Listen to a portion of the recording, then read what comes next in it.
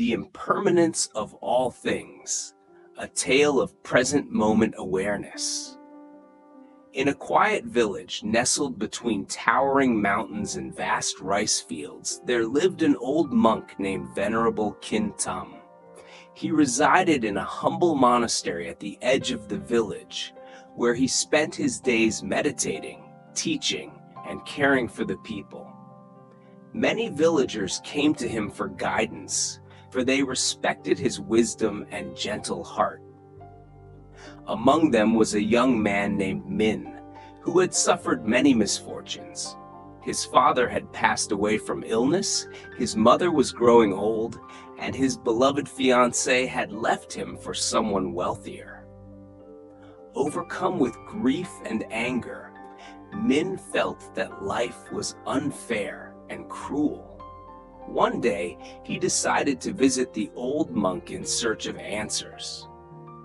"Master," Min said, bowing deeply, "why is life so full of suffering? Why do things always change when I want them to stay the same?" Venerable Kintam smiled and gestured for Min to sit beside him. The old monk picked up a handful of sand and let it slip through his fingers. "Tell me, Min," he said gently, "can you hold on to this sand forever?" Min shook his head. "No, master. No matter how tightly I try to grasp it, it slips away." The monk nodded. "Life is just like this sand.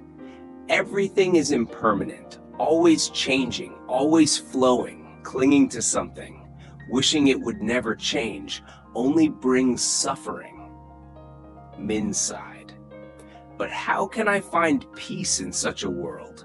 If nothing lasts, then what is the point of loving, of hoping, of trying?" The monk picked up a small clay cup and poured tea into it. "Min, do you see this cup?" he asked. "Yes, master." "Let me know if you'd like me to continue or make any formatting changes." "Here is your story, copied exactly as you wrote it." "I see this cup as already broken," the monk said, holding it up to the sunlight. "One day it will crack or shatter, but because I know this, I can enjoy it now. When I drink from it, I appreciate its beauty. I do not mourn its loss before it happens. This is how we must live, aware that everything is temporary, yet cherishing it while it lasts." Min sat in silence, contemplating the monk's words.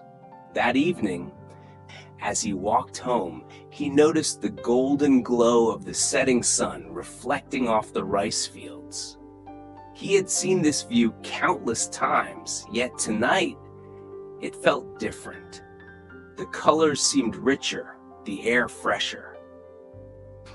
He realized that he had spent so much time resenting the past and fearing the future that he had never truly lived in the present.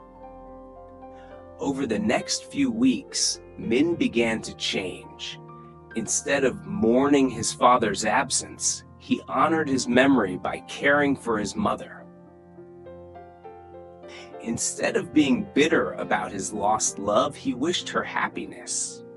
He worked hard in the fields, not as a burden, but as a way to appreciate life. One day, a great storm swept through the village. Trees fell, houses were damaged, and the river overflowed. The villagers were distraught, fearing they had lost everything. Min, remembering the teachings of Venerable Kintam, gathered a group to help rebuild homes. He consoled those who had lost their belongings, reminding them that even in loss, new beginnings could be found. Months passed, and the village thrived once more. People no longer clung to what was lost, but focused on what they still had. And Min, who had once been trapped in sorrow, found himself smiling more often, embracing life as it came. One morning, he returned to the monastery. "Master," he said, bowing, "I understand now. Impermanence is not something to fear. It is what makes each moment precious." The old monk smiled, his eyes full of warmth. "Yes, Min. When we understand impermanence, we do not suffer. We awaken. We cherish the present because we know it will not last forever. And that is the key to true happiness." As the seasons continued to change, so did Min.